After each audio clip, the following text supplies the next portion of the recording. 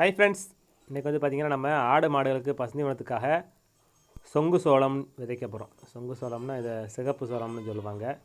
இந்த சோளத்தை தான் நம்ம இந்த ஃபீல்டில் விதைக்க போகிறோம். எந்த ஃபீல்டில் விதைக்க போகிறோம்னா, நம்ம மல்பெரி சூபாபுல் போட்டிருக்க ஃபீல்டுக்கு பக்கத்து ஃபீல்டில் வந்து பார்த்திங்கன்னா சில தென்னங்கன்றுகள் உண்டு.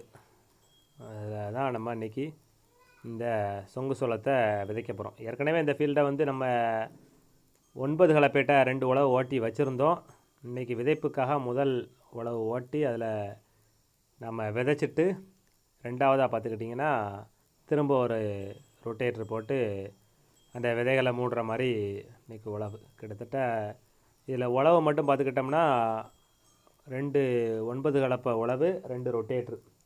அடுத்தா பார்த்துட்டிங்கன்னா வரும் காலம் மழைக்காலங்கிறதுனால அதற்கு முன்கூட்டியே நம்ம தொடர்ந்து ஒரு வாரமாக வெயில் அடித்த காரணத்தினால ஃபீல்டு எல்லாமே காஞ்சிருச்சு.